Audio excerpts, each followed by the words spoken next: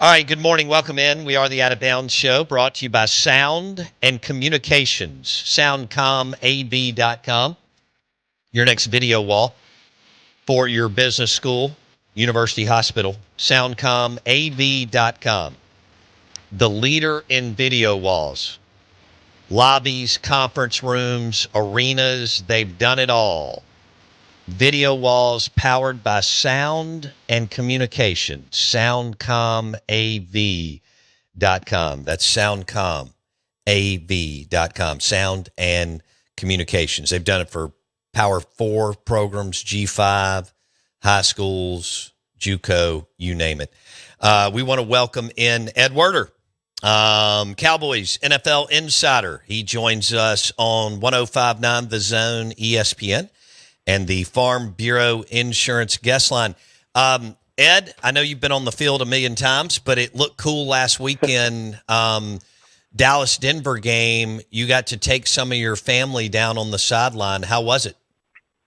Yeah, it was a great experience for them, and I'm really grateful to Patrick Smythe of the Broncos for providing us some pregame passes. You're right, I've covered games from down on the field, including Super Bowls.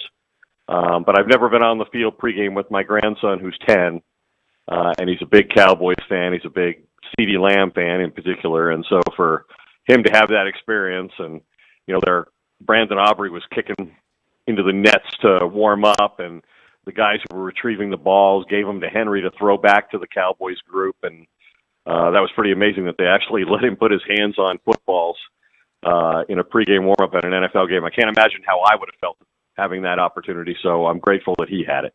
Yeah, I bet he told all his buddies at school about that, don't you think?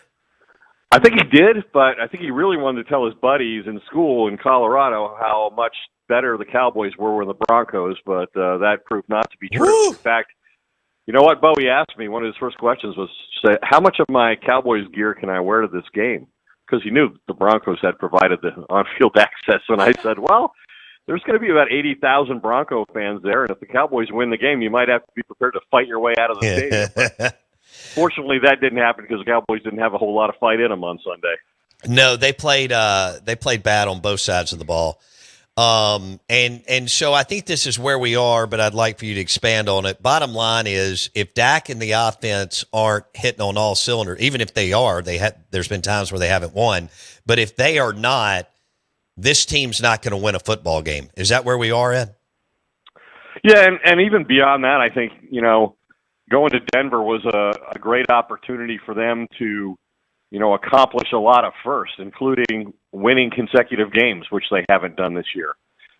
Beating an opponent with a winning record, which they still haven't done this year. And remarkably, as much as we talk about this team and its playoff ambitions and its rich history, this is a team that hasn't been above 500 in over a calendar year. Since weeks 4 and 5 of last year, they have not been over 500. And so all of those opportunities were there for them to create a different narrative about the quality of this team and what its capabilities were going into, this Cardinals game on Monday Night Football, then a bye, then a winnable game at Vegas against the Raiders. They could have gotten maybe to 6-3 and won. Instead, here they are in shambles trying to figure things out yet again. All right, so the Cardinals aren't good either, as you mentioned. They play Monday Night Football, Cardinals at the Cowboys. And, where – if you had to handicap it on them making the playoffs, give me a number. I don't think there's much chance at all because the defense is so bad. I mean, there's never been a team in NFL history that's made the playoffs allowing 30 points a game, and that's where the Cowboys are. Wow. I mean, listen to this. The Cowboys have scored 30.8 points per game this year, second in the NFL to the Colts. But they've been outscored by 4 points. Their point differential is -4, scoring almost 31 points a game. They're the first team in NFL history to average 30 points a game and have a negative point differential through the first 8 games of the year. Wow. First team in history. Do you know how many teams have played in the NFL? Unbelievable. Okay, I asked you last week, you said you felt like Brian Schottenheimer was safe, regardless of how this year plays out. I don't know as much as you do, and I know that he's handicapped, just like everybody else with Jerry and Steven, especially Jerry. But I think he's got the mojo. I like what he's done on offense. If they can give him some pieces on defense, and you mentioned the draft picks, they may have something going at some point, but you don't believe that regardless of how this plays out, that his job is in jeopardy in year one, right? Right. I don't, for a lot of reasons. Jerry has, in a couple of specific circumstances, praised the coaching staff and especially Brian Schottenheimer for, creating a coaching victory in New York, for example, when they were down CeeDee Lamb and, 4 of their 5 starting offensive linemen. They still went in and beat the Jets, who we found out are one of the worst teams in recent history. So maybe that, reduced the quality of that win. And then even more recently than that, he's talked about how, Schottenheimer is spending so much more time in the defensive meeting rooms. And even though he's the offensive play caller and he's got to come up with a play sheet and coach the offensive part of the game primarily, that was his area of expertise, and was going to devote nearly all of his time there. And Matt Eberflus was hired as a former head coach and a experienced defensive coordinator so that, he could have autonomy on defense. And instead, Schotty's spending a lot of his time now, even as recently as yesterday, saying he's spending a lot more time in defensive meetings than he ever expected. So for all those reasons, plus the fact that I think Jerry likes the energy that Schottenheimer brings. He likes the continuity that he brings to the offense and to Dak, and allows Dak to play at a high level, here in his 10th year as the NFL, as a Cowboys starter. And Jerry, doesn't like paying coaches. He doesn't like paying coaches who work for him, much less coaches who aren't working. I saw that number before we connected with you, and I want to say Mike McCarthy was one of the lowest paid coaches in the NFL. Is that right, Ed? He was not, where you would expect him to be based on his history, the fact that he won a Super Bowl in Green Bay. Yeah, Jerry has really never believed in paying coaches at the top of the scale. And that is reflected in large measure by, the coaches that he's hired to run this franchise. And they also have to meet other requirements, like, he prefers he have great familiarity with them, that they don't in any way try to prevent him from being as involved as he wants to be in his role as general manager, which is pretty involved. So, there are a lot of things that I remember long ago when it was shortly after the Jimmy Jerry breakup, and then Switzer came and went, and then he hired Dave Campo. Good grief. I was accusing Jerry basically of not having the proper amount of respect for the value of a head coach. And, he denied that and said, I played at Arkansas, I thought Frank Broyles was God. And then he said, hey, we're the Dallas Cowboys. We can have the best there is in coaching. And I said, well, why don't you ever have that then? Why don't you ever have the best coach in football? Like, how come? So it's because of all those other elements that are required for him to make a hire. Right. I mean, Dave Campo, Chan Gailey, Wade Phillips, Jason Garrett. I mean, what are we doing? So anyway, Ed Werder. A decade of Jason Garrett. Which is unbelievable. All right. Ed Werder joins us on the show, NFL Cowboys insider, driven by your next GMC Sierra truck from Fowler GMC, Pearl Brandon. Didn't they hire Eberflus before they announced Schottenheimer as the head coach? I don't know the exact timing of it, but okay. I do know that the last call that Eberflus received when he was hired was from Jerry and Steven. It wasn't Schotty calling and saying, hey, I'm bringing you on, you're my guy, you're on the staff if I get hired here. It wasn't that at all. And Schottenheimer, I interviewed him during OTAs in the offseason about the timing of the hire and why he chose Dallas over. I think he was up for the job in San Francisco and Jacksonville. And he said, the 3 things that brought him back here were, first, his history and his relationship and his trust in Jerry and Steven and the Jones family. Secondly was that he had been here when Dak Prescott was a rookie, and he knew what the quarterback was all about and how unique an individual he was and what his capabilities were in terms of leading a football team. And then thirdly, he said, this was at a time when there were a lot of things that were still unsettled, and I didn't really know, Schottenheimer, and if he was going to get to be the head coach. I'd called around to find out from, some mutual acquaintances what they thought of him, and everything I heard about him was very positive. So it seemed to me that this was much more of a Jerry Stephen hire than it was a Schottenheimer. Hey, here's my proposed coaching staff, and Matt Eberflus is a big part of it. I don't think it was that way at all. I mean, it's interesting if you look at recent Jerry hires.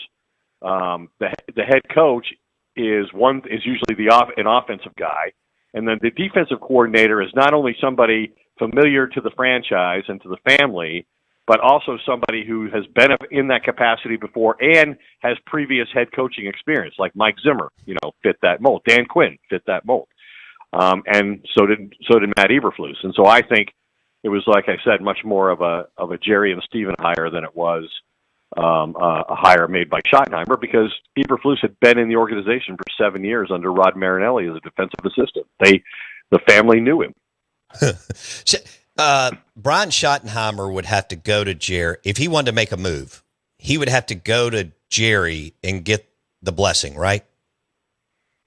Oh yeah, they would definitely, the general manager and the owner. Yeah, Jerry would definitely be involved in making any kind of change to the coaching staff, and he's been pretty firmly behind Eberflus despite all of the failure on that side of the ball. And let's keep in mind, let's be fair to Matt Eberflus. I mean, he went through the off season with them in terms of signing free agents, drafting this year, but he's only had the one off season to get the players he wants on his roster. He's our third defensive coordinator in 3 years. It's amazing to me how Jerry and Steven, in building their team, prize continuity on the offensive side of the ball. They don't want to change the offensive system on Dak Prescott. Yet on the defensive side of the ball, he couldn't care less. Like 3 defensive coordinators in 3 years. Let's trade, one of the greatest pass rushers in the NFL, who's only 26 years old. Let's trade him a week before the season starts and we go play in Philadelphia when our defensive coaches have expected him to be, the central figure in whatever plan that they've devised. Let's trade that player and mostly get assets for the future. Ed Werder on the Out of Bounds show. As far as level of dysfunction, since you've been covering this team for a long, long time, so, you got the Jets and the Browns and the Cardinals, who they play Monday night. You may want to throw in a couple other teams. Do you think that the only reason Dallas isn't in that group of Jets, Browns, Cardinals, and maybe a couple other teams is because of Romo and Dak, Ed? Yeah, but we look at Green Bay and we're like, wow, they went from Favre to Aaron Rodgers to now Jordan Love, and they've sustained a really high level of quarterback play through 30 years, and they only won 2 Super Bowls. Well, the Cowboys have had Romo, who they didn't even draft. Well, he's maybe the greatest undrafted quarterback in the history of the league. I guess maybe Kurt Warner would. Kurt Warner would certainly be in there. And then you don't even want to draft Dak Prescott. You try to trade for Paxton Lynch, Kevin Connor from Michigan State. Yeah. You try to get all these players ahead of Dak Prescott. You spend a 4th round pick on Dak Prescott. You get 10 more years of high-level quarterbacking and still don't get to an NFC championship game, much less a Super Bowl. Now, part of that, obviously, is those 2 players have not performed in the postseason. They have to own, Dak's 2-5, and Romo was 2-4. But how many real chances have they had to go deep in the postseason with the teams that have been put around him? Jerry Jones has said his greatest regret as a general manager is that he didn't put a good enough team around Romo to get him to a Super Bowl. Well, now he's doing the same thing to Dak Prescott.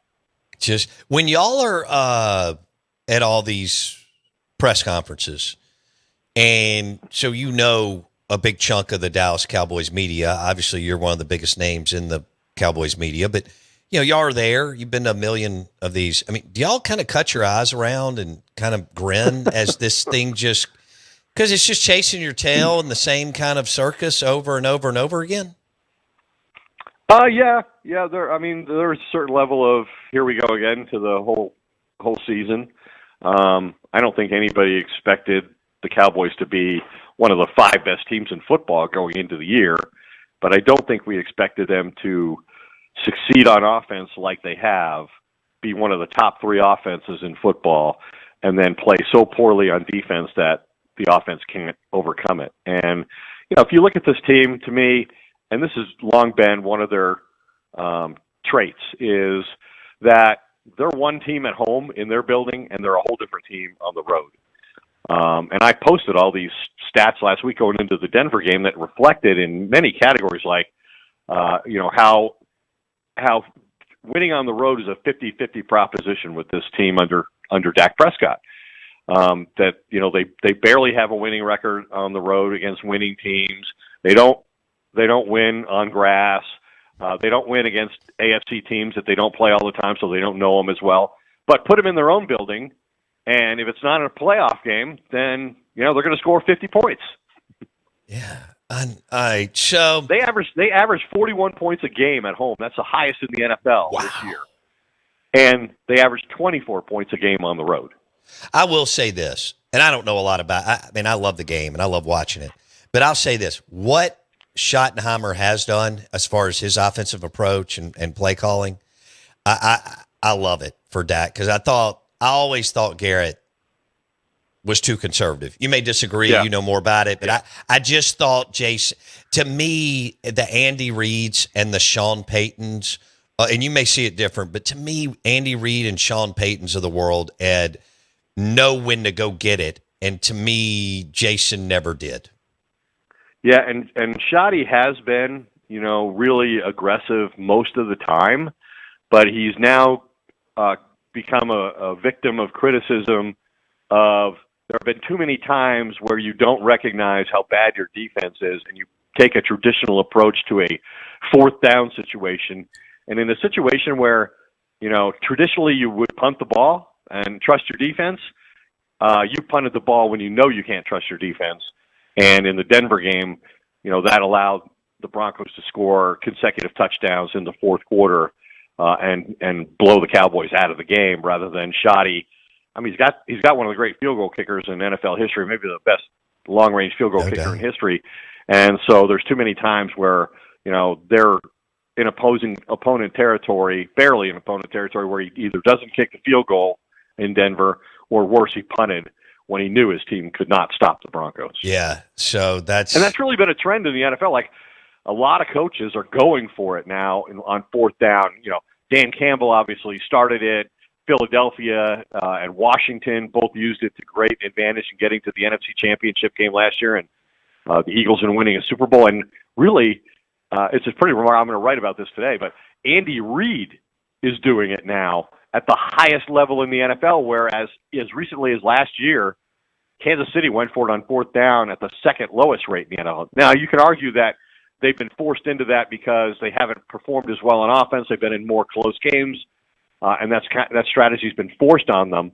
But it's interesting how even Andy Reid is suddenly embracing that, and Schottenheimer's in a situation where I think he is going to have to go for it far more often than he has.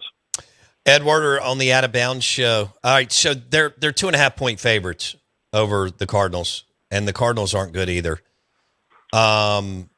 This. If they do have a chance in hell at making the playoffs, like you said, they got to win Monday night, take the bye, and beat the Raiders, right? Yep, and they do have a number of winnable games. I mean, beyond the 2 that you've mentioned here that they absolutely have to win, they still play the Giants at the end of the season, and the Giants, as well as Jackson Dart has been playing, are running out of weapons between Malik Neighbors and now Cam Scatteraboo being out, and the Giants at that point will, in all likelihood, no longer be in playoff contention, so they'll have little, if anything, to play for, and guys will be trying to protect their health going into the offseason. You got the Vikings, which once looked like a loss, but now with their quarterback situation and J.J. McCarthy, essentially a rookie, a second-year player who's never really played, now taking over, that becomes a very winnable game. So if you win those 4 games and then can figure out a way to win against one of these teams that you're probably not expected to beat, whether it's Kansas City, whether it's Philadelphia, the Lions, somebody like that, then you can get there. Then you can get to 9 or 10 wins and be a borderline playoff team. But they got to win. They got to win the games they're supposed to win. Yeah. All right. One more before we let you go. Do you ever feel like when you're when Dak's being interviewed that he's close to losing it and going on a tirade? I think he's a very intelligent, reasoned guy who always recognizes, what's required of him in terms of leadership. And, he doesn't really, honestly, on or off the record, I've never really heard him criticize a teammate. And I do think that coming out of the locker room in Denver, there were some troubling comments that made it seem like the frustration level is rising internally, because after the game, Dak said that as part of his speech to the team, Schottenheimer challenged anybody who felt like they had played well to come forward. If you played your best game, please step up here. And obviously nobody did after they got blown out by 20 in Denver. And then Dak talked about how, hey, we have to look in the mirror, I include myself in it, and ask the question, are we doing enough? Am I doing enough? And how can that be a question at this point? Why are we questioning? Why is a quarterback asking the question of whether he and his teammates are fully invested in this thing? If they're doing everything they can to prepare to win a game on Sunday, halfway through the season, that seems like a troubling quote. And then you had the one from Schottenheimer yesterday, where he was asked if, do you have enough good defensive players? Is the scheme the problem, or is the personnel the problem on defense? And he said, none of us have done good enough. Coaches, players, head coach, none of us have done good enough. That's real. Our scorecard is what it is, and that's not just defensively, that's offensively.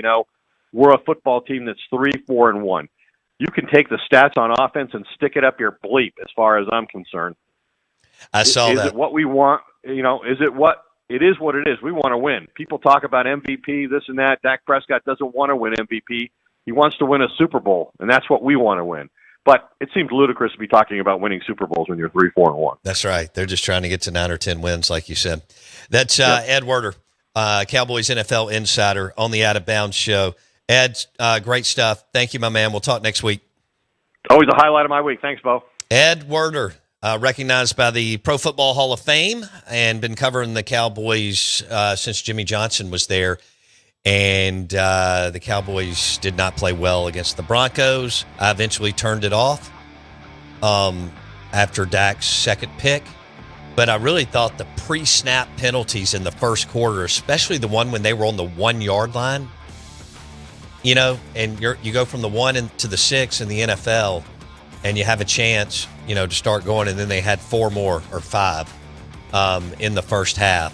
Guys on the offensive line just moving left and right. We're live in the Bank Plus studio. The show is brought to you by Sound and Communications.